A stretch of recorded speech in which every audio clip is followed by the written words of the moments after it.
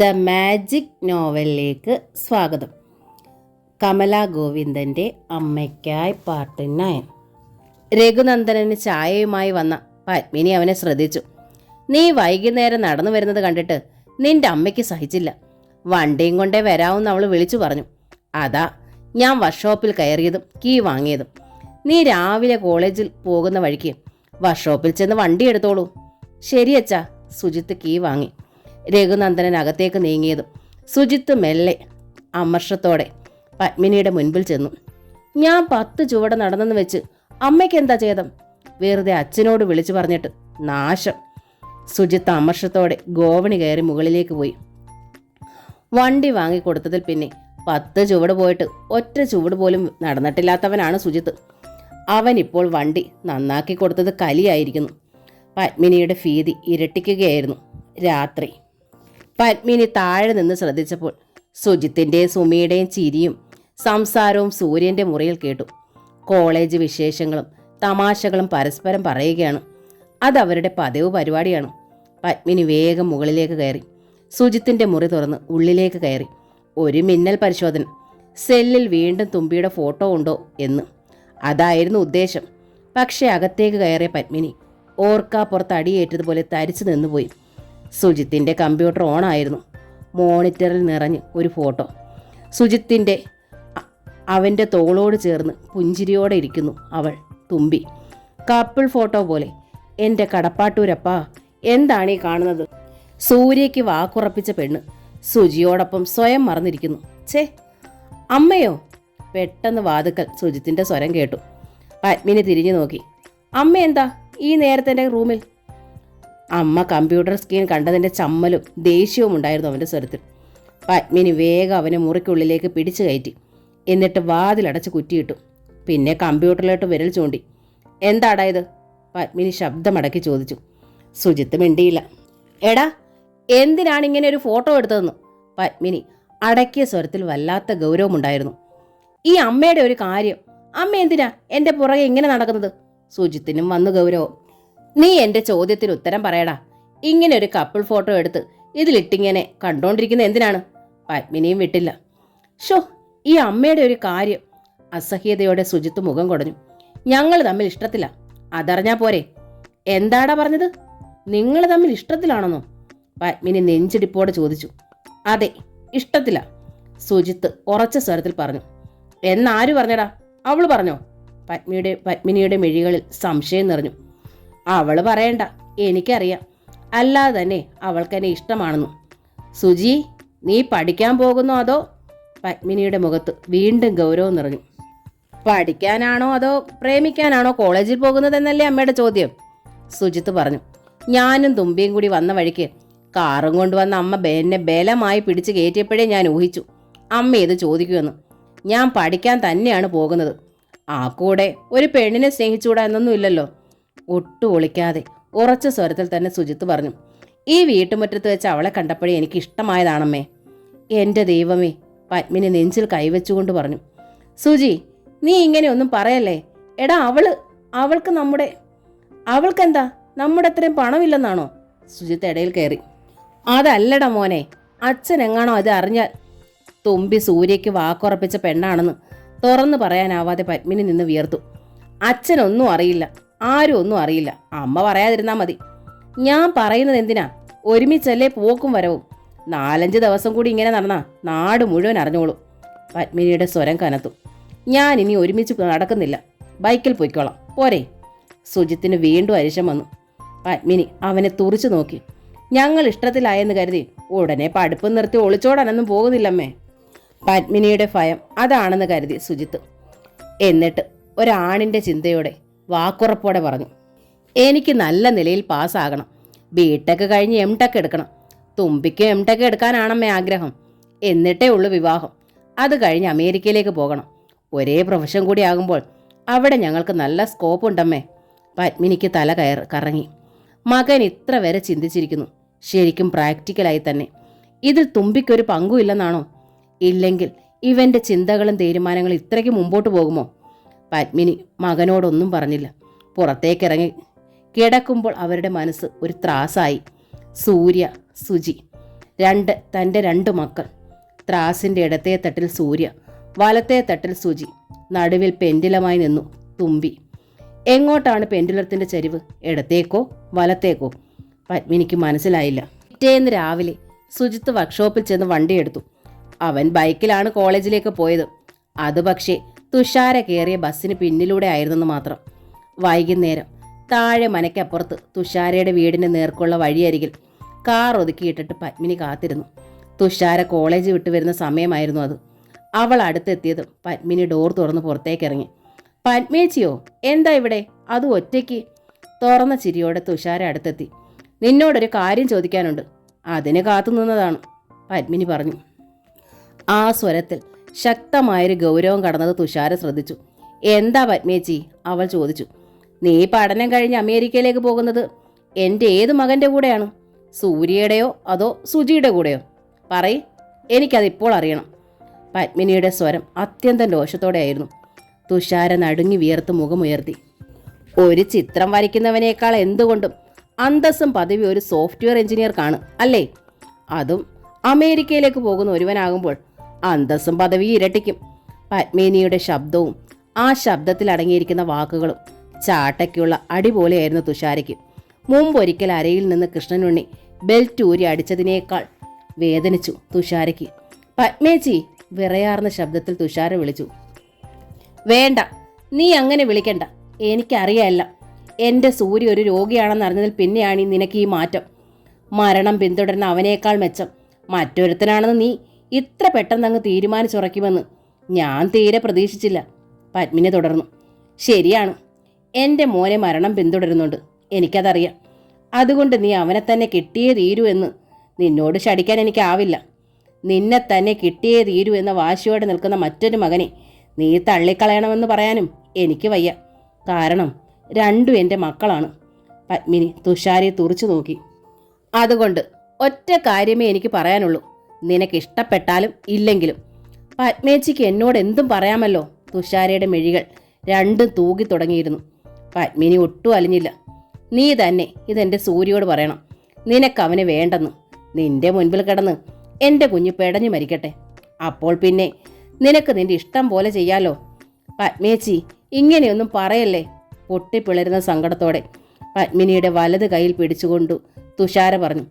ഞാനും സുജിയേട്ടനുമായി കോളേജിൽ വെച്ച് വിസ്തരിക്കണ്ട, അതെനിക്ക് കേൾക്കുകയും വേണ്ട. അവളുടെ കൈ കുതിർച്ച് വിട്ടുകൊണ്ട് പത്മിനി ഇടയിൽ കയറി. എങ്ങനെ പറയണമെന്നോ നീ എന്നെ പറഞ്ഞു പഠിപ്പിക്കുകയും വേണ്ട. എൻ്റെ സൂര്യയെ കണ്ട നിമിഷം തന്നെ പ്രേമം കൊടുമ്പിരി കൊണ്ടവളാണ് നീ. മുമ്പ് ഒരുത്തനെ പ്രേമിച്ച് ഉപേക്ഷിച്ച് പോന്നവളുമാണ് നീ, ഒരു ജിതേന്ദ്രനെ. ആ നിലയ്ക്ക് നിന്റെ പ്രേമത്തിനും വാക്കിനും അധിക ആയുസില്ലെന്ന് മനസ്സിലാക്കാത്ത ഞാനും എൻ്റെ മോനും വിഡ്ഢികൾ. പത്മിനി കടുത്ത രോഷത്തോടെ തുഷാരയ്ക്ക് നേരെ വിരൽ ചൂണ്ടി. പക്ഷേ ഒരു കാര്യം നീ മറക്കണ്ട, നീയും നിന്റെ അമ്മയും എൻ്റെ സൂര്യയ്ക്ക് വാക്ക് കൊടുത്താണ്. അങ്ങനെ തന്നെ എന്നും ഉണ്ടാകണം.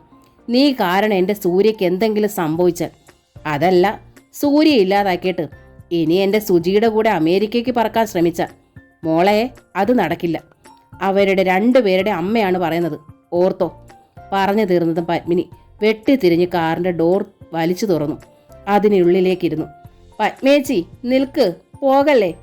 ഞാൻ പറയുന്നതൊന്ന് കേട്ടിട്ട്, ഒരു വാക്ക് കേട്ടിട്ട്. തുഷാര കാറിൻ്റെ ഡോറിനരികിലേക്ക് ഓടിച്ചെന്ന് കേണു. പത്മിനി അവളെ നോക്കിയതേയില്ല. അവരുടെ ക്ഷോഭം സങ്കടമായി നെഞ്ചിനുള്ളിൽ പൊട്ടുകയായിരുന്നു. എന്നിട്ടും അവർ ചീറി. മാറിപ്പോടി. പത്മിനി ആക്സിലറേറ്ററിലേക്ക് കാൽ ആഞ്ഞമർത്തി. കാർ മുന്നോട്ട് കുതിച്ചു പാഞ്ഞു. തുഷാരയോടുള്ള വിദ്വേഷവും വെറുപ്പും മുഴുവൻ പ്രദർശിപ്പിച്ചുകൊണ്ടുള്ള പാച്ചിൽ. സ്തംഭിച്ചു നിന്ന് തുഷാര. പത്മേച്ചിക്ക് ഇങ്ങനെ ഒരു മുഖമുണ്ടോ? ഇങ്ങനെ ഒരു ശബ്ദമുണ്ടോ? തുഷാര തകർന്നുപോയി. അതിലേറെ അവളെ വേദനിപ്പിച്ചത് മറ്റൊന്നാണ്. സുജിയേട്ടൻ തന്നോടൊരു വാക്കുപോലും ചോദിക്കാതെ, പറയാതെ പത്മേച്ചിയോട് എന്തെല്ലാമാണ് പറഞ്ഞു കൊടുത്തിരിക്കുന്നത്. തുഷാര അമ്പരപ്പോടെ പെട്ടെന്ന് ഓർത്തു. തന്നോടൊന്നും പറഞ്ഞില്ല. പക്ഷേ അവൾ സുജിത്തിൻ്റെ അടുപ്പം മനസ്സിലിട്ടെന്ന് നന്നായി അപഗ്രഥിച്ചു നോക്കി. തന്നെ കാണുമ്പോൾ ആ മെഴികൾ 2 നക്ഷത്രങ്ങളാകുന്നു. താൻ അടുത്ത് ചെല്ലുമ്പോൾ എന്തെങ്കിലും അത്യാവശ്യം പറഞ്ഞു കൂട്ടുകാർ പെട്ടെന്ന് പിന്മാറുന്നു. തങ്ങളെ തനിച്ചാക്കാനുള്ള ഒഴിഞ്ഞുമാറൽ പോലെ. ബൈക്ക് കേടായ ദിവസങ്ങളിൽ തൻ്റെ ഒപ്പമുള്ള വരവ്, അടുപ്പം, കരുതൽ, സ്നേഹം, സംസാരം. അതെ, സത്യം. തന്നോട് പറഞ്ഞില്ല, പക്ഷെ സത്യം അതാണ്. ആ തിരിച്ചറിവ് തുഷാരെ വല്ലാതെ തളർത്തി. രാധിക ഓഫീസിൽ നിന്ന് വരുമ്പോഴും തുഷാര തളർന്ന് ഉമ്മറത്ത് വന്ന വേഷത്തിൽ തന്നെ ബാഗ് പോലും മാറ്റി വയ്ക്കാതെ ഇരിക്കുകയാണ്. എന്തു പറ്റി മോളെ? രാധിക ഉത്കണ്ഠയോടെ അവൾക്ക് അരികിലെത്തി. അവളുടെ വാടിയ മുഖം, തളർന്ന മിഴികൾ, മിഴിക്കോണുകളിലെ നീരുറവ. തലവേദനയുണ്ടോ? പനിക്കുന്നുണ്ടോ മോളെ? രാധിക മകളുടെ കഴുത്തിലും നെറ്റിയിലും കൈത്തലം വെച്ച് നോക്കി. അമ്മേ! തുഷാര അമ്മയെ കെട്ടിപ്പിടിച്ച് ഏങ്ങിപ്പൊട്ടി ഒറ്റ കരച്ചിൽ. തുമ്പി! രാധിക മകളുടെ മുഖം പിടിച്ചുയർത്തി. അവളുടെ മിഴികളിൽ പ്രാണൻ പിടയ്ക്കുന്ന വേദനയും സങ്കടവും. എന്തു പറ്റി മോളെ? അമ്മയെ വിഷമിപ്പിക്കാതെ നീ കാര്യം പറയടി. സുജിയേട്ടൻ എന്നെ തെറ്റിദ്ധരിച്ചമ്മേ, ഏങ്ങിപ്പൊട്ടലിനിടയിൽ തുഷാര പറഞ്ഞു. തെറ്റിദ്ധരിക്കാൻ മാത്രം നീ അവനോട് എന്തോ പറഞ്ഞു? രാധിക വിമ്മിട്ടത്തോടെ ചോദിച്ചു. എൻ്റെ ഭാഗത്തുനിന്ന് ഒരു വാക്കോ നോക്കോ ഒന്നും ഉണ്ടായിട്ടില്ലമ്മേ. പക്ഷേ തെളിച്ച് പറയൂ തുമ്പി. പഠിത്തം തീരുമ്പോൾ കല്യാണം കഴിച്ച് എന്നെ സുജിയേട്ടൻ അമേരിക്കയിലേക്ക് കൊണ്ടുപോകുമെന്ന് പത്മേച്ചിയോട് പറഞ്ഞിരിക്കുന്നു. പത്മേച്ചി ഇപ്പോൾ എന്നെ കാണാൻ വന്നിരുന്നു ഇത് ചോദിക്കാൻ. പത്മിനി വന്ന് പറഞ്ഞത് അത്രയും തുഷാര വിവരിച്ചു. പക്ഷേ രാധികയുടെ ചെവിയിൽ അതൊന്നും എത്തിയില്ല. എൻ്റെ ദൈവങ്ങളെ, എൻ്റെ മകൻ, എൻ്റെ മകൾ, സഹോദരനും സഹോദരിയും അവർ തമ്മിൽ. അമ്മ എന്താ അമ്മ ഒന്നും മിണ്ടാത്തെ? എന്തെങ്കിലും ഒന്ന് പറയമ്മേ. തുഷാര രാധികയുടെ കയ്യിൽ പിടിച്ചു. രാധിക മിടയിറക്കി. അവളുടെ സ്വരം വിറച്ചു. അവനോട് ഒരുപാട് അടുപ്പമൊന്നും വേണ്ടെന്ന് നിന്നോട് ഞാൻ പറഞ്ഞതല്ലേ മോളെ? സത്യമായിട്ട് അമ്മയെന്ന് പറഞ്ഞതുപോലെ സൂര്യേട്ടൻ്റെ സഹോദരനായി മാത്രമേ ഞാൻ സുജിയേട്ടനോട് പെരുമാറിയിട്ടുള്ളൂ. പിന്നെ എനിക്കറിയില്ല, എനിക്ക് ഒന്നും അറിയില്ലമ്മേ. തുഷാര നെറ്റിയിൽ അസഹ്യമായ നൊമ്പരം താങ്ങാനെന്നോണം കൈത്തലം തല്ലി. രാധികയെ അതേ അവസ്ഥയിലായിരുന്നു. അടിമുടി വേദന കൊണ്ടുള്ള പുകച്ചിൽ. എന്താണ് ഇനി ഞാൻ ചെയ്യേണ്ടതെന്നൊന്ന് പറഞ്ഞു താമേ. രാധിക ധൈര്യം വീണ്ടെടുക്കാൻ ശ്രമിച്ചു. ശബ്ദവും. നീ അവനോട് തറപ്പിച്ച് പറയണം, നിന്നെ സഹോദരിയായിട്ട് മാത്രം കണ്ടാൽ മതിയെന്ന്. ആ സുജിയേട്ടൻ വല്ലാത്തൊരു ശാട്ടിക്കാരനാണമ്മേ. ഒന്ന് തീരുമാനിച്ചാൽ പിന്നെ പിന്മാറുന്ന തരമല്ല. നാശം പിടിക്കാൻ. ഉള്ളിലെ ധർമ്മസങ്കടം രാധികയെ വല്ലാതെ ദേഷ്യം പിടിപ്പിച്ചു. ആ വീട്ടിലുള്ള 2 ആൺപിള്ളേരും നിന്നെ അല്ലാതെ വേറൊരു പെണ്ണിനെയും ഇതിനു മുമ്പ് കണ്ടിട്ടില്ലേടി. തുഷാര ഏറെ നേരം അമ്മയെ നോക്കിയിരുന്നു. പിന്നെ പറഞ്ഞു. ഞാനൊരു കാര്യം പറയട്ടെ അമ്മേ. എന്നതാ? അമ്മ ദേഷ്യപ്പെടരുത്, നീ കാര്യം പറയടി. രാധികയുടെ ശബ്ദം ഉയർന്നു. ഞാനും സൂര്യേട്ടനും തമ്മിലുള്ള ബന്ധം എൻ്റെ അച്ഛനോടും സൂര്യേട്ടൻ്റെ അച്ഛനോടും പറയും. എന്നിട്ട് എല്ലാവരും അറിഞ്ഞ് ഒരു നിശ്ചയവും മോതിരം മാറ്റലും ചടങ്ങായി വെച്ചാൽ പിന്നെ സുജിയേട്ടൻ എല്ലാം മനസ്സിലാക്കി പിന്മാറിക്കോളും. നിർത്തടി. രാധികയ്ക്ക് കലി കയറി. എത്ര രൂപ മുടക്കിയിട്ടാ നിന്നെ പഠിക്കാൻ കൊണ്ടുവന്നാക്കിയെന്ന് നിനക്കറിയാമോ? അതിൻ്റെ ഇടയ്ക്ക് അവളുടെ ഒരു പ്രേമവും മോതിരം മാറ്റവും. മിണ്ടരുത്, നിന്റെ അച്ഛൻ്റെ സ്വഭാവം നിനക്കറിയാലോ. രാധിക സർവ്വസങ്കടവും രോഷമായി തന്നെ പ്രകടിപ്പിച്ചു. ഇതുവരെ ഇല്ലാതിരുന്ന സൂക്കേട് ഈ നാട്ടിലോട്ട് കാല് കുത്തിയപ്പോൾ തുടങ്ങി പ്രേമം. ഇപ്പം മോതിരം മാറ്റം. ഇനി എന്താടി ഉള്ളത് നത്തേകയാൻ? കല്യാണോ? അമ്മ എന്തിനാ ഇത്രയൊക്കെ കടത്തി പറയുന്നത്? തുഷാരയുടെ മുഖം ചൊളിഞ്ഞു. സ്വരത്തിന് കനം വെച്ചു. എനിക്കും വേണ്ടേ സ്നേഹിക്കാനും സ്വപ്നം കാണാനും ജീവിക്കാനും എന്തെങ്കിലും? നീ എന്താ പറഞ്ഞത്? രാധിക മകളെ തുറിച്ചു നോക്കി. എന്ന് സംശയം, വഴക്ക്, ബഹളം. ഇതല്ലേ എൻ്റെ അച്ഛനും അമ്മയും? എനിക്കാരാ സ്നേഹിക്കാനുള്ളത്? ഞാൻ ആരോടാ എൻ്റെ സങ്കടം പറയേണ്ടത്? എനിക്കൊരു കൂടപ്പിറപ്പ് പോലും ഇല്ല. ഇങ്ങനെ കുറച്ച് നാളുകൂടി ഇതേപടി നിങ്ങളോടൊപ്പം ജീവിച്ച എനിക്ക് ഭ്രാന്ത് പിടിക്കും. അറിയോ അമ്മയ്ക്കത്? രാധിക മകളെ തുറിച്ചു നോക്കി. എനിക്ക് ഈ വീട്ടിൽ നിന്ന് ഒരിക്കലും കിട്ടാത്ത സ്നേഹവും സന്തോഷവും പുറത്തു നിന്ന് ആര് വെച്ച് നീട്ടിയാലും 2 കൈ നീട്ടി ഞാൻ വാങ്ങിച്ചു പോകും. രാധിക സ്തംഭിച്ചു നിൽക്കുകയാണ്. പക്ഷേ പ്രേമം, അതെനിക്ക് ഒറ്റ ആളോടെ ഉള്ളൂ, സൂര്യേട്ടനോട്. അതമ്മ കടിഞ്ഞാണിട്ട ആരെങ്കിലും തടസ്സം നിന്നാൽ അറിയാലോ. അന്ന് പറഞ്ഞത് ഞാൻ ഒന്നുകൂടെ ആവർത്തിക്കുകയാണ്. തുഷാര പിന്നെ ഈ ഭൂമിയിൽ ഉണ്ടാവില്ല. രാധിക ഞെട്ടി കണ്ണു മിഴിച്ചു നിന്നു. അത്രയ്ക്ക് രൗദ്രഭാവമായിരുന്നു മകൾക്ക്. അത്രയ്ക്ക് ഉറപ്പുള്ള സ്വരവുമായിരുന്നു അത്. രാധിക മകളെ തടഞ്ഞില്ല. അരുതെന്ന് ഒരു വാക്കുപോലും പറഞ്ഞില്ല. മകളെ തനിക്ക് വേണം, ഒരു പോറൽ പോലും ഏക്കാതെ. പക്ഷേ എങ്ങനെ? രാത്രി മുഴുവൻ രാധിക അതിനുള്ള വഴി ആലോചിച്ചു. ഒരു വഴിയും തെളിഞ്ഞില്ല. പുലർച്ചെ തുഷാര പതിവ് പോലെ ഒരുങ്ങി കോളേജിലേക്ക് പോയി. കോളേജിൽ അവനുണ്ട്, സുജിത്ത്. സ്വന്തം സഹോദരിയാണെന്നറിയാതെ പ്രണയാതുരനായി. വയ്യ. ഓഫീസിൽ ചെന്നിരുന്നിട്ടും രാധിക ഉഷ്ണിച്ചു. മുഖം കരിവാളിച്ചു. എന്തു പറ്റി രാധികയ്ക്ക്?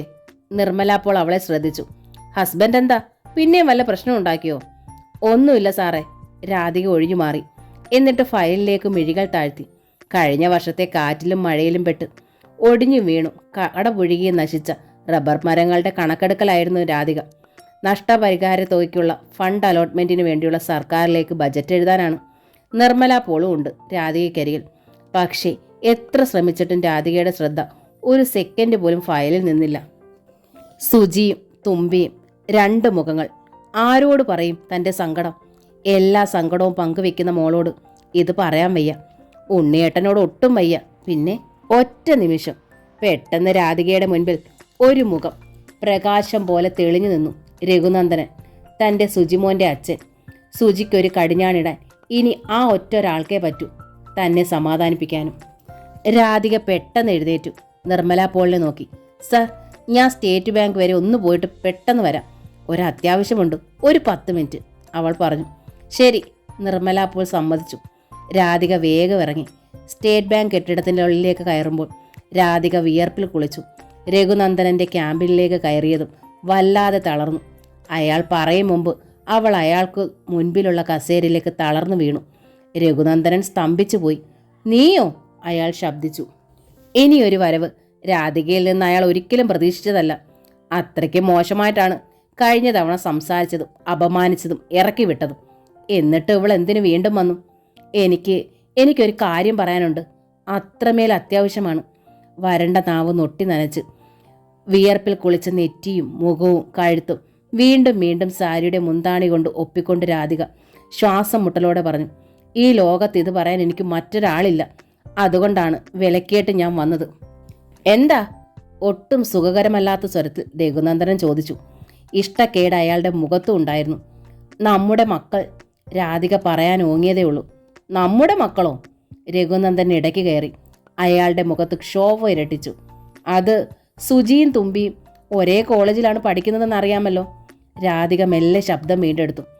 അവർ രണ്ടുപേരും മാത്രമല്ല, അവിടെ ഒരുപാട് കുട്ടികൾ പഠിക്കുന്നുണ്ട്. അതിനെന്താ? രഘുനന്ദനൻ ഒട്ടും അലിവില്ലാതെ ചോദിച്ചു. രാധിക കൂടുതൽ വിയർത്തു, കൂടുതൽ തളർന്നു. പക്ഷേ സുജിത്തും തുമ്പിയും അവർ തമ്മിൽ ഇഷ്ടത്തിലാണെന്ന്. രഘുനന്ദനൻ്റെ കണ്ണുകൾ വല്ലാതെ കുറുകി, ഒരു നടുക്കം പോലെ. ആര് പറഞ്ഞു നിന്നോടിത്? അയാൾ ക്രുദ്ധനായി. പറഞ്ഞതാരായാലും സത്യമാണിത്, രാധിക പറഞ്ഞു. ഒരു നിമിഷം കൊണ്ട് സമനില വീണ്ടെടുക്കാൻ ശ്രമിച്ച് രഘുനന്ദനൻ കർശനമായി പറഞ്ഞു. സത്യമാണെങ്കിൽ എന്താ? ഒരിക്കൽ നമ്മൾ ഭാര്യ ഭർത്താക്കന്മാരായിരുന്നു. ഇപ്പോൾ അല്ല താനും. ഇപ്പോൾ നാം തികച്ചു അന്യർ. എൻ്റെ മകനും നിന്റെ മകളും ചെറുപ്പം. തമ്മിലടുത്തെങ്കിൽ അത് സ്വാഭാവികം, രഘുനന്ദനൻ തുടർന്നു. എൻ്റെ മക്കൾ തെറ്റു ചെയ്യുന്നവരല്ല. അവരെ ഞാനും എൻ്റെ ഭാര്യയും വളർത്തിയതും അങ്ങനെയല്ല. എൻ്റെ ആൺമക്കൾ ഒരു പെണ്ണിനെ കണ്ട് ഇഷ്ടപ്പെട്ട് ചൂണ്ടിക്കാട്ടിയാൽ അവൾ ആര് തന്നെയായാലും ഞാൻ അവളെ അവർക്ക് സ്വന്തമാക്കി കൊടുക്കും. അതാണ് എൻ്റെ പോളിസി. അതെൻ്റെ മക്കൾക്ക് പോലും അറിയില്ലാത്ത സത്യം. പക്ഷേ ഇവിടെ എൻ്റെ മകൻ കണ്ടെത്തിയത് നിന്റെ മകളെ ആയിപ്പോയി. അതാണ് ഏറ്റവും വലിയ ശാപം. എന്തൊക്കെയാണ് ഈ വിളിച്ചു പറയുന്നത്? രാധിക കൂടുതൽ വിയർത്തു. ഞാൻ വന്നത് നിങ്ങളോട് ഈ കാര്യം പറഞ്ഞ് അവർക്ക് വേണ്ടി നിങ്ങളുടെ അനുഗ്രഹം വാങ്ങാനല്ല. പിന്നെ ആ ബന്ധം നടത്താൻ പാടില്ലെന്ന് പറയാനാണ്. നിനക്കതിഷ്ടമല്ലെങ്കിൽ നീ നിന്റെ മകളെ വിലക്കുക. എൻ്റെ മകൻ്റെ കാര്യം ഞാൻ നോക്കിക്കോളാം. രഘുനന്ദനന് ഒട്ടും അയവുണ്ടായില്ല. ആ മുഖം ചുവന്നു തന്നെയായിരുന്നു. ദൈവത്തെ ഓർത്ത് ഞാൻ പറയുന്നത് എന്താണെന്നും എന്തിനാണെന്നൊന്നും മനസ്സിലാക്കണേ. രാധിക കേണു.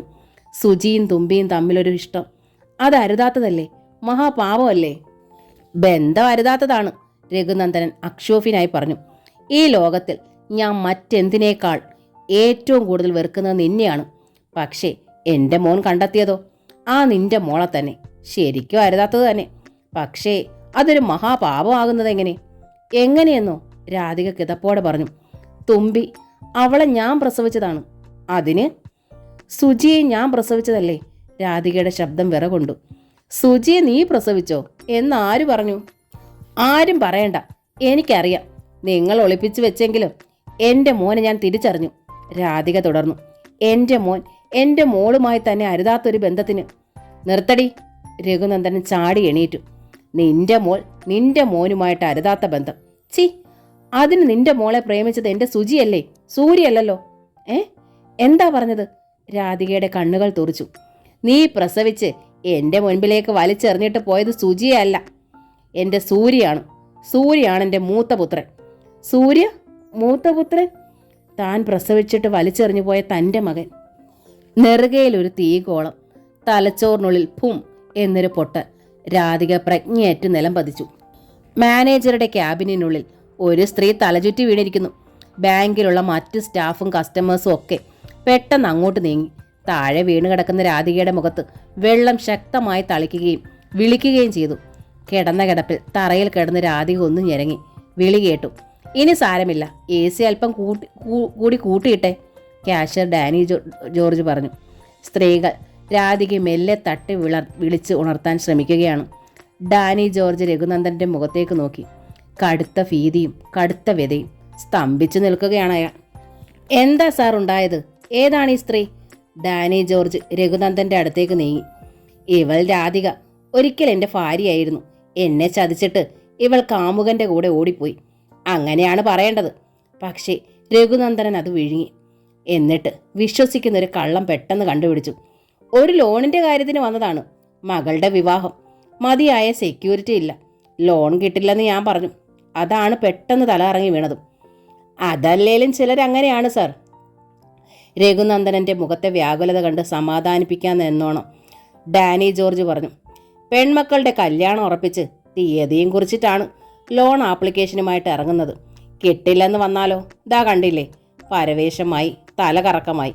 പോരെ, നമുക്ക് പണിയായി. രഘുനന്ദനൻ മറുപടി പറഞ്ഞില്ല. തിരിഞ്ഞു നോക്കി. സ്ത്രീകളിൽ ചിലർ കൂടി രാധികയെ എഴുന്നേൽപ്പിച്ചിരുത്തുന്നു. അവൾ വല്ലാത്തൊരു പതർച്ചയോടെ ചുറ്റും നോക്കുന്നു. ഒരു ഡോക്ടറെ വിളിക്കൂ ഡാനി സാറേ, അസിസ്റ്റന്റ് ഗ്രേഡ് വിനയ പറഞ്ഞു. വേണ്ട, രാധയെ കൈയെടുത്ത് വിലക്കിക്കൊണ്ട് മെല്ലെ പറഞ്ഞു. ശരി എങ്കിൽ ആ റെസ്റ്റ് റൂമിലേക്ക് തൽക്കാലം മാറ്റിക്കോളൂ, ഡാനി ജോർജ് പറഞ്ഞു. അല്പസമയം റെസ്റ്റ് എടുത്താൽ ഓക്കെ ആവും. വേണ്ട, രാധിക അപ്പോഴും വിലക്കി. മെല്ലെ അവൾ എഴുന്നേറ്റ് നിന്നു. വീട്ടിൽ അറിയിക്കണോ? ഫോൺ നമ്പർ ഇങ്ങ് തരൂ, വിളിച്ചു പറയാം. അല്ലെങ്കിൽ ആ മൊബൈൽ ഇങ്ങ് തരൂ, വിനയ പറഞ്ഞു. ഒന്നും വേണ്ട, രാധിക ശ്വാസം വലിക്കുന്നത് പോലെ പറഞ്ഞു. എന്നിട്ട് കസേരയിൽ അള്ളി പിടിച്ചു നിന്നുകൊണ്ട് സെൽഫോൺ ഒതുക്കി പിടിച്ചു. അതിദീനതയോടെ രഘുനന്ദനൻ്റെ മുഖത്തേക്ക് നോക്കി. അവളുടെ മിഴികൾ പൊട്ടി ചോര ചോപ്പാർന്ന് കവിഞ്ഞു തൂകുകയായിരുന്നു. എനിക്ക് സാറിനോട് സംസാരിക്കാനുണ്ട്, അവൾ വിക്കി.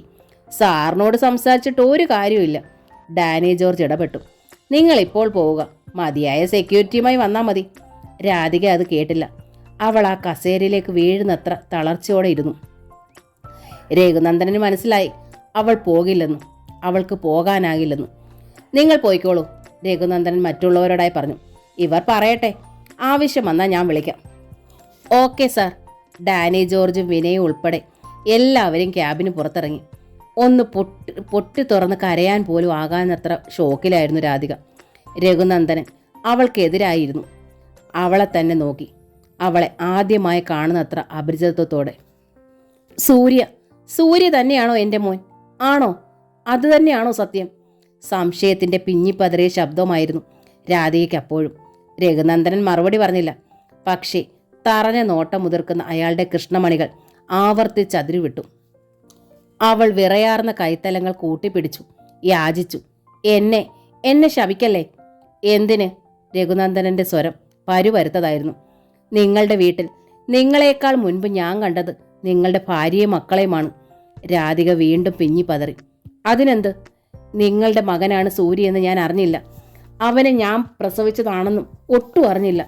രാധിക ഒരു കൈകൊണ്ട് സ്വന്തം നെഞ്ചിലും ഒരു കൈകൊണ്ട് സ്വന്തം കഴുത്തിലും അമർത്തി പിടിച്ചുകൊണ്ട് ശ്വാസം തള്ളലോടെ പറഞ്ഞു. അറിയാതെ കൊടുപാപം ചെയ്തു പോയി ഞാൻ. കൊടും പാപമോ? അതെ. അവൻ എന്നോടൊരു വാക്ക് ചോദിച്ചു. എൻ്റെ കയ്യിൽ കൈവച്ചു ഞാൻ സത്യം ചെയ്തു കൊടുത്തു. സമ്മതം. എന്ത്? എൻ്റെ മോൾ തുമ്പിയെ അവൻ എന്നാവശ്യപ്പെട്ടാലും അതുവരെ കാത്തുവെച്ച് വിവാഹം ചെയ്തു കൊടുക്കാമെന്ന്. മഹാപാപി! രഘുനന്ദനൻ്റെ നെഞ്ച് രണ്ടായി പിളർന്നു കയറി. നീ പ്രസവിച്ച മകന് നിന്റെ മകളെ തന്നെ. എനിക്കിനി ജീവിക്കണ്ട. രാധിക തൻ്റെ മുഖം മുൻപിലെ ടേബിളിലേക്ക് ശക്തമായി തല്ലി. തടയാൻ കഴിഞ്ഞില്ല രഘുനന്ദനന്. ഒടുവിൽ കരയാൻ പോലും ആക്കമില്ലാതെ അവൾ തലയുയർത്തി. ശബ്ദിക്കാൻ പോലും ആവാതെ മലച്ചിരിക്കുകയാണ് മുൻപിൽ രഘുനന്ദനൻ. നിങ്ങളുടെ മകനാണ് സൂര്യൻ എന്നറിഞ്ഞപ്പോൾ അവൻ എൻ്റെ മകനാണോ എന്നറിയാൻ ഞാൻ പാഞ്ഞോടി. തിരുവല്ല വരെ, കിഴക്കേപ്പാട്ടത്തെ മുറ്റത്ത് വരെ. അവിടെ നിന്ന് ഞാൻ നിങ്ങളുടെ അമ്മയുടെ മുൻപിലെത്തി. ഇവിടെ ഈ ക്യാബിനിൽ ഇതുപോലെ വന്നിരുന്ന് ഞാൻ കെഞ്ചി, ഏതാണ് എൻ്റെ മകൻ ഒന്ന് കാട്ടിത്തരുമെന്ന്. അമ്മയ്ക്ക് വാശിയായിരുന്നു, അതിലേറെ വാശിയായിരുന്നു അന്ന് നിങ്ങൾ. രാധിക ശക്തമായി കിതച്ചു. അവളുടെ ചിലമ്പിച്ച ശബ്ദം ക്യാബിനിന്റെ ചില്ലു ഭിത്തികളിൽ മുട്ടിത്തിരിഞ്ഞു. ഒരിക്കൽ പൊറുക്കാനാവാത്ത തെറ്റ് ചെയ്തു പോയവളാണ് ഞാൻ, അല്ലെന്ന് പറയുന്നില്ല. എങ്കിലും കൈകൂപ്പി യാചിച്ചപ്പോൾ, കാൽക്കൽ വീണ് കേണപ്പോൾ പറയാമായിരുന്നില്ലേ ഒരു വാക്ക്? ഒരു സൂചനയെങ്കിലും തരാമായിരുന്നില്ലേ എനിക്ക്? ഒരു സൂചന എങ്കിൽ ഇത്രമേൽ ഈ ബന്ധം വളരാതെ, ഇത്രമേൽ അപകടത്തിലാകാതെ അന്നേ നുള്ളി എറിയാമായിരുന്നില്ലേ? ഇല്ലേ? അവൾ പൊട്ടിപ്പിളരുകയാണ്. ഇത്രമേൽ വളർന്നെന്നോ? ഇത്രമേൽ അപകടത്തിലായെന്നോ? ഏതോ ഗുഹയ്ക്കുള്ളിൽ നിന്ന് വരുന്നത് പോലെ മുഴക്കമുള്ള ഞരക്കമായിരുന്നു രഘുനന്ദനന്റെ. എത്രമേൽ? എന്താ നീ പറയുന്നത്? സൂര്യൻ കഴിഞ്ഞ തവണ അസുഖമുണ്ടായത്, അവന് ഇന്റൻസീവിൽ വരെ കയറ്റേണ്ടി വന്നത് എന്തുകൊണ്ടാണെന്ന് അറിയാമോ നിങ്ങൾക്ക്? രാധികയും ചൂണ്ടപ്പെട്ട വിരൽ തുമ്പ് പോലും വിറച്ചു. തുമ്പിക്ക് മറ്റൊരുത്തനുമായി അടുപ്പമുണ്ടെന്ന് വെറുതെ ഒന്ന് തോന്നിയ ആഘാതമായിരുന്നു അത്. My God! രഘുനന്ദനൻ നെഞ്ചിൽ ശക്തമായി അള്ളിപ്പിടിച്ചു. അതോടെ സൂര്യന്റെ ജീവന്റെ രക്ഷയ്ക്കായി എന്തിനും തയ്യാറായി നിൽക്കുകയാണ് എൻ്റെ തുമ്പി. ഇപ്പോൾ ഈ നിമിഷത്തിലും ഒരു താലിക്കായി കഴുത്ത് നീട്ടാൻ തയ്യാറാണവൾ. അവൻ എന്തെങ്കിലും സംഭവിച്ചു പോയാൽ പിന്നെ ഈ ഭൂമിക്ക് മുകളിൽ അവളും ഉണ്ടാവില്ല. അത്രയ്ക്കടുത്തു അവർ തമ്മിൽ. ഈ ചുരുങ്ങിയ മാസങ്ങൾ കൊണ്ട് രഘുനന്ദനന്റെ കൃഷ്ണമണികൾ പുറത്തേക്കുന്തി. കാരണം ഞാൻ സൂര്യന് കൊടുത്തതുപോലെ തന്നെ ഒരബദ്ധ വാക്ക് എൻ്റെ മോൾക്ക് പത്മിനിയും കൊടുത്തിട്ടുണ്ട്. പത്മിനി? അവൾ വാക്ക് കൊടുത്തെന്നോ? രഘുനന്ദനന്റെ കൃഷ്ണമണികൾ ചോര വനച്ചു. അതെ, നിങ്ങളുടെ ഭാര്യ. സൂര്യൻ എൻ്റെ മോൾക്ക് തന്നെയാണെന്ന് രാധിക കിതച്ചു. രണ്ടമ്മമാർ നൽകിയ വാക്കിന്റെ ബലത്തിൽ ഒരരയാലോളം ആഴത്തിലും വിസ്താരത്തിലും വേരിറങ്ങി പടർന്നൊരു ബന്ധം. അതിനി പിഴുതെറിയാൻ നോക്കിയാൽ നമ്മുടെ രണ്ടു മക്കളുടെ ജീവനുകളാ വേരുകൾക്കിടയിൽ കുരുങ്ങിക്കിടക്കുന്നത്. രാധിക കൂടുതൽ കിതച്ചു. അറിയോ അത്? പക്ഷേ അത് പിഴുതെറിയാതിരുന്നാലോ? അയാൾക്ക് തോന്നി ഈ ബാങ്ക് കെട്ടിടം ഉൾപ്പെടെ ഭൂമി മുഴുവനും ഒരു തീവണ്ടിക്കുള്ളിൽപ്പെട്ട് ലക്ക് ലഗാനുമില്ലാതെ പായുകയാണെന്ന്. തുഷാര എഞ്ചിനീയറിംഗ് കോളേജിൽ കയറാനാവാതെ തിരിച്ചു പോരുകയായിരുന്നു നേരെ ആരാമത്തിലേക്ക്. തൻ്റെ നിരപരാധിത്വം തെളിയിച്ചേ മതിയാവൂ അവൾക്ക്. ആദ്യം ആരോട് വേണം? സുജിത്തേട്ടനോട് അതോ പത്മേച്ചിയോടോ? ഒടുവിൽ അവൾ തീരുമാനിച്ചു, സുജിത്തേട്ടനോട് പറയാൻ വയ്യ. ആൾ ചൂടനാണ്. കോളേജിനുള്ളിൽ വച്ചെങ്ങാനും പൊട്ടിത്തെറിച്ച് അലറി വിളിച്ചാലോ? ആദ്യം പത്മേച്ചിയോട് തന്നെ പറയാം. പത്മേച്ചി പറഞ്ഞോളും സുജിത്തേട്ടനോട് സാവധാനം, താൻ സൂര്യേട്ടൻ്റെ പെണ്ണാണെന്നും അതാണ് നല്ലത്. പക്ഷേ ആരാമത്തിൻ്റെ ഗേറ്റ് കടന്ന് മുറ്റത്തെത്തിയതും കൃത്യം മുൻപിൽ നിൽക്കുന്നു സൂര്യൻ. തുമ്പിക്കുട്ടി! സൂര്യൻ്റെ മുഖം നിറദീപം പോലെ പ്രകാശിച്ചു. അവന് വിശ്വസിക്കാൻ കഴിഞ്ഞില്ല.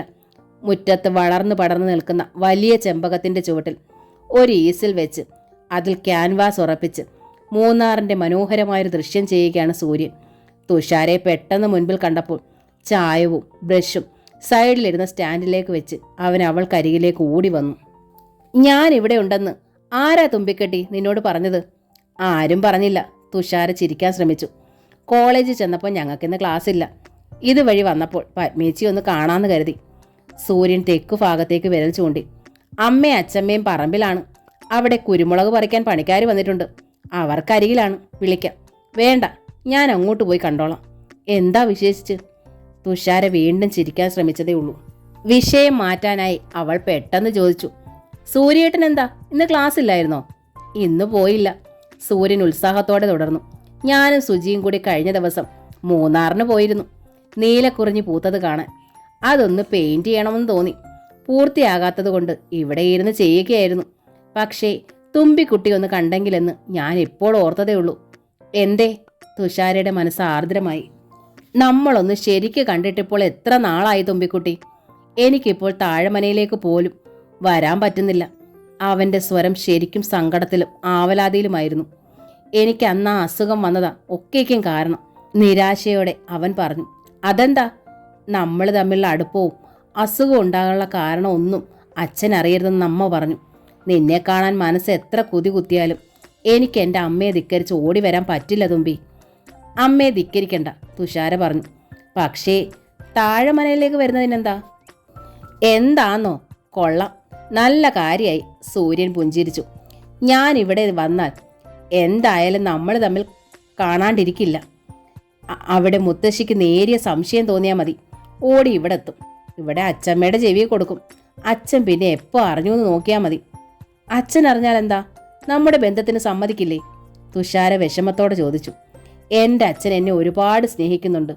അതുകൊണ്ട് എൻ്റെ ഒരാഗ്രഹത്തിനും അച്ഛനെതിരെ നിൽക്കുമെന്ന് തോന്നുന്നില്ല തുമ്പി. സൂര്യൻ്റെ സ്വരത്തിൽ ആർദ്രത നിറഞ്ഞു. അഥവാ അച്ഛൻ എതിർത്താലും എൻ്റെ ഒപ്പം അമ്മയുണ്ട്. അച്ഛൻ്റെ സമ്മതം അമ്മ വാങ്ങിക്കൊള്ളും. പിന്നെന്താ? തുഷാര ചോദിച്ചു. പിന്നൊന്നുമില്ല. മറ്റാരെങ്കിലും പറഞ്ഞ് നമ്മുടെ ബന്ധം അച്ഛൻ അറിയും മുൻപ് ഞാൻ തന്നെ അത് നേരിട്ട് പറയുകയും ചെയ്യും. പക്ഷേ സൂര്യൻ നിർത്തി. അവളുടെ നീണ്ട മിഴികളിലേക്ക് അവൻ നോക്കി, പ്രണയാതുരനായി തന്നെ. എന്താ എന്താ സൂര്യേട്ടാ ഒരു പക്ഷേ? എനിക്ക് ഒരു സത്യം അറിയണമായിരുന്നു. അവൻ്റെ ശബ്ദത്തിൽ നേരിയ ദുർബലതയും പതർച്ച അനുഭവപ്പെട്ടു. എന്താ സൂര്യേട്ടാ? ഞാനൊരു അസുഖക്കാരനാണ്. സൂര്യൻ്റെ സ്വരം തീരെ താഴ്ന്നു. അറിയാം. അവളുടെ സ്വരവും താഴ്ന്നു. എന്നെക്കുറിച്ച് എൻ്റെ അമ്മ എല്ലാം നിന്നോട് പറഞ്ഞിട്ടുണ്ട് അല്ലേ? അവൻ വിങ്ങി. ഉവ്വ്. അമ്മ ഒന്നും ഒളിച്ചിട്ടില്ല. തുഷാര മുഖമുയർത്തി, ശബ്ദിക്കാതെ. ഒരു പക്ഷേ എൻ്റെ പിന്നാലെ മരണ നിഴൽ പോലെ ഉണ്ടെന്ന സത്യം പോലും. തുഷാരയുടെ മിഴികൾ തുളുമ്പി, നെഞ്ചും വിങ്ങി. ഉവ്വ്, അമ്മ എല്ലാം പറഞ്ഞു. അതിൽ പിന്നെ ഒന്നും മനസ്സ് തുറന്ന് സംസാരിക്കാൻ നമുക്ക് രണ്ടാൾക്കും കഴിഞ്ഞിട്ടില്ല. സൂര്യൻ്റെ സ്വരം കൂടുതൽ പതറി. 3-4 വർഷമായി എനിക്ക് രോഗം ഉണ്ടായിട്ട്. അങ്ങനെ ഒരു അസുഖം എനിക്കുണ്ടായിരുന്നു എന്ന് ഞാൻ പോലും മറന്നുപോയിരുന്നു. ഇനി എന്നെങ്കിലും അതെൻ്റെ പിന്നാലെ വരുമെന്ന് അറിഞ്ഞിരുന്നെങ്കിൽ ഒരിക്കലും നിന്റെ അടുത്ത് ഇങ്ങനെ ഒരിഷ്ടത്തോടെ ഞാൻ നിൽക്കുമായിരുന്നില്ല തുമ്പി. സത്യം. വിങ്ങി പൊട്ടാറായിരുന്നു അവൻ്റെ മുഖം. എന്തിനാ സൂര്യേട്ടാ ഇതൊക്കെ ഇപ്പോൾ എന്നോട് പറയുന്നത്? തുഷാരയ്ക്ക് സങ്കടമായി. ഇനിയും സമയമുണ്ട്, ഇനിയും. സൂര്യൻ പറഞ്ഞു. എന്തിന്? പിന്മാറാൻ. സത്യമായി സമയമുണ്ട് തുമ്പി. ഞാൻ മരിക്കുകയാണേലും അതിപ്പോഴങ്ങ് സംഭവിച്ചു തീരട്ടെ. ഇപ്പോഴായാൽ അതാണല്ലോ ഏറ്റവും നല്ലത്. തുഷാര വല്ലാതെ ഭയന്നു. ഈശ്വര, സുജിയേട്ടൻ്റെ ഉള്ളിലിരിപ്പ് സൂര്യേട്ടനും അറിഞ്ഞിട്ടുണ്ടോ?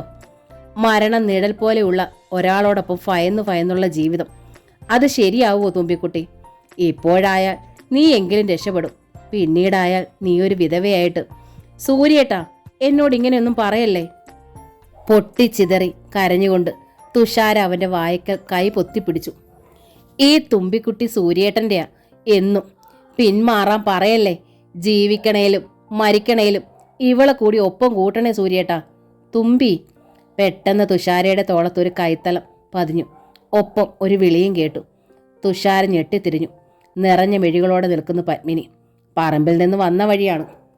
പത്മേച്ചി, ഞാൻ വന്നത് തുഷാര പറയാനാഞ്ഞു. നീ ഇനി ഒന്നും പറയണ്ട മോളെ, ഒക്കെ ഞാൻ കേട്ടു. പത്മിനി അവളുടെ മുഖത്ത് തലോടി.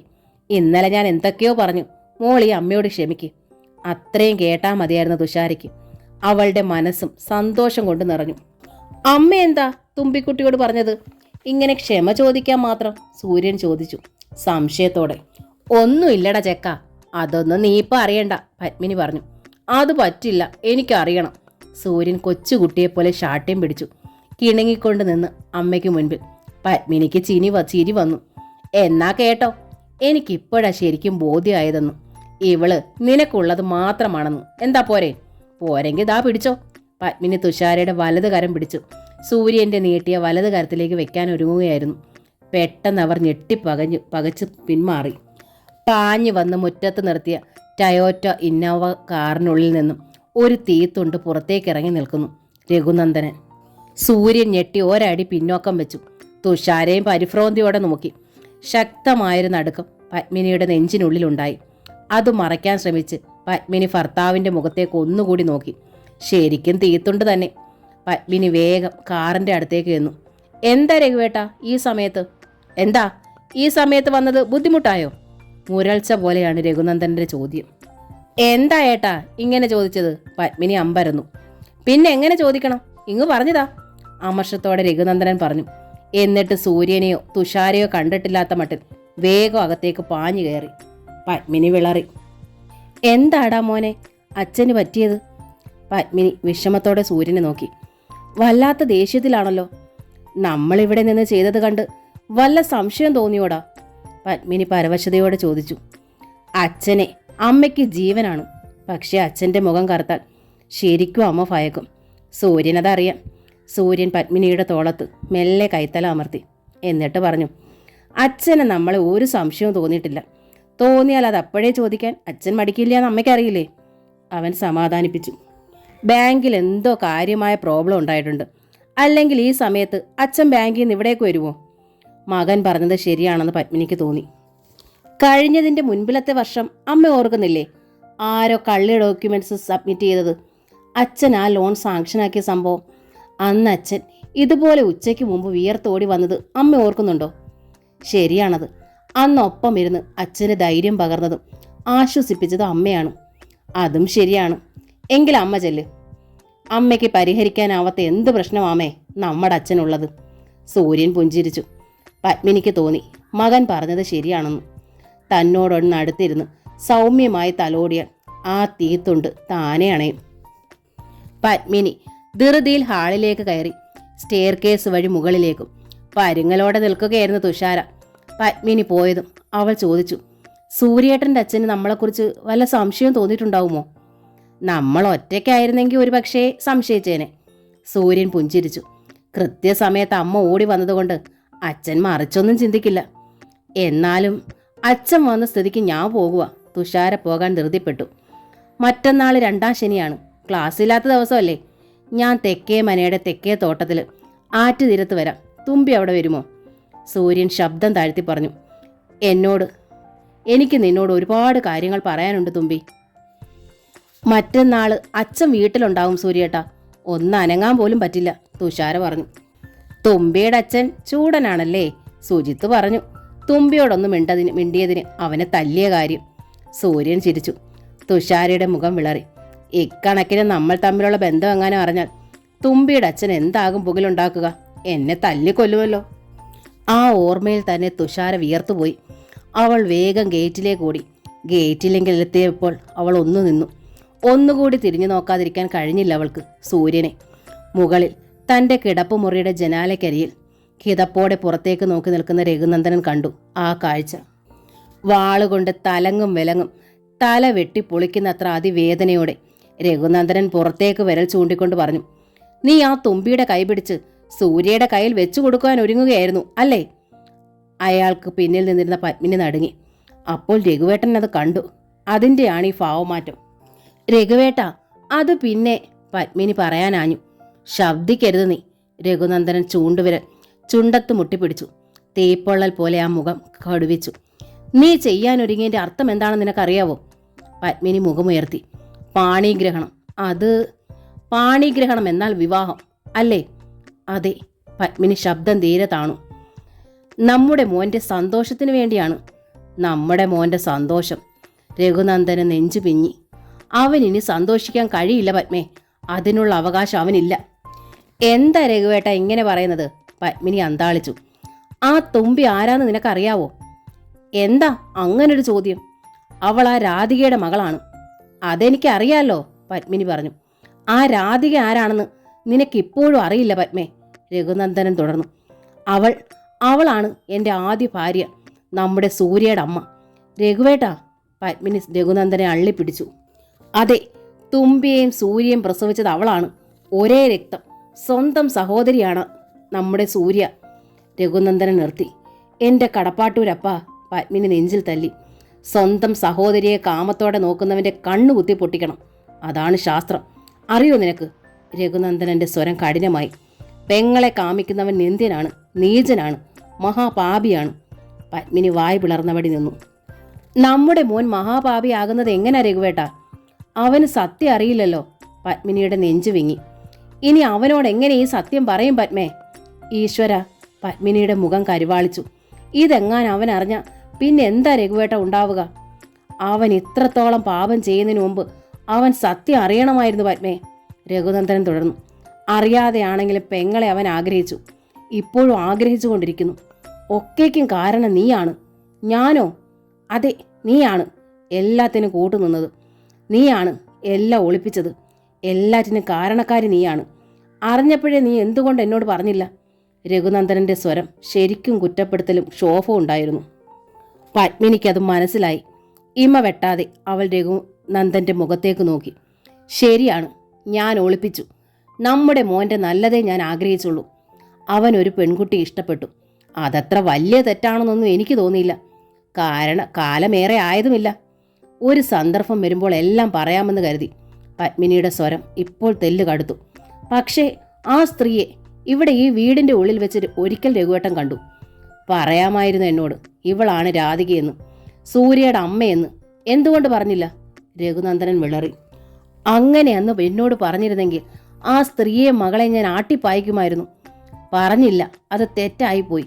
രഘുനന്ദനൻ പത്മിനിയുടെ തോളർ താമർത്തി പിടിച്ചു. കൈത്താങ്ങിനെന്നോണം. അടച്ച അധ്യായങ്ങൾ അടഞ്ഞു തന്നെ കിടന്നോട്ടെ എന്ന് കരുതി.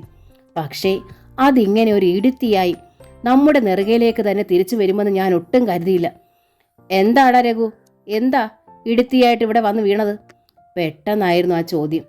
ഇരുവരും ഞെട്ടിത്തിരിഞ്ഞു. പിന്നിൽ രാജലക്ഷ്മി. സൂര്യ പറമ്പിലോട്ട് വന്നു. അച്ഛൻ ഓഫീസിൽ നിന്ന് പിണങ്ങിപ്പോന്നു. അച്ഛമ്മ അങ്ങോട്ട് ചെല്ലെന്ന് പറഞ്ഞു. അവനെ പണിക്കാരുടെ അടുത്ത് നിർത്തിയിട്ട് ഓടി വരികയാണ് ഞാൻ. രാജലക്ഷ്മി കിതച്ചു. എന്താടാ പ്രശ്നം? എന്താടി പത്മേ? പത്മിനി രാജലക്ഷ്മിയുടെ മുൻപിലേക്ക് നീങ്ങി നിന്നു. അമ്മയ്ക്കെങ്കിൽ എന്നോടൊരു വാക്ക് പറയാമായിരുന്നില്ലേ അമ്മേ? തുമ്പിയുടെ അമ്മയാണ് രഘുവേട്ടൻ്റെ ആദ്യ ഭാര്യയെന്ന്, അവരാ നമ്മുടെ സൂര്യയുടെ അമ്മയെന്ന്. രാജലക്ഷ്മി അന്താളിച്ചു നിന്നു. അതിനിപ്പോൾ ഇവിടെ എന്താ ഉണ്ടായേ? ഇതൊക്കെ ഒരുപാട് കാലം മുമ്പ് കഴിഞ്ഞു പോയതല്ലേ. ഇനിയിപ്പം ഇവിടെ പറയുന്ന എന്തിനാ? ഒന്നും കഴിഞ്ഞു പോയിട്ടില്ല, വീണ്ടും തുടങ്ങിക്കഴിഞ്ഞു. അറിയോ അമ്മയ്ക്കത്? പത്മിനി കണ്ണും മുഖവും അമർത്തി തുടച്ചു. സൂര്യയും ആ തുമ്പിയും തമ്മിൽ ഇഷ്ടത്തിലാണ്. നല്ല പെൺകുട്ടി, അവൻ്റെ ഇഷ്ടമല്ലമ്മേ എന്ന് നമ്മുടെ ഇഷ്ടം. അതുകൊണ്ട് അറിഞ്ഞപ്പോൾ ഞാൻ വിലക്കിയില്ല, സമ്മതമെന്ന് വാക്ക് കൊടുത്തു. എൻ്റെ കടപ്പാട്ടൂരപ്പ ചതിച്ചോ? രാജലക്ഷ്മി നെഞ്ചിൽ കൈവച്ച് തളർന്ന് തറയിലേക്കിരുന്നു. അമ്മയ്ക്കായി എന്ന നോവലിൻ്റെ ഈ ഭാഗം ഇവിടെ പൂർണ്ണമാവുകയാണ്. ഈ നോവൽ നിങ്ങൾക്ക് ഇഷ്ടമായെങ്കിൽ പ്ലീസ് ഒന്ന് ലൈക്ക് ചെയ്ത് ഷെയർ ചെയ്ത് സബ്സ്ക്രൈബ് ചെയ്യണേ. Thank you.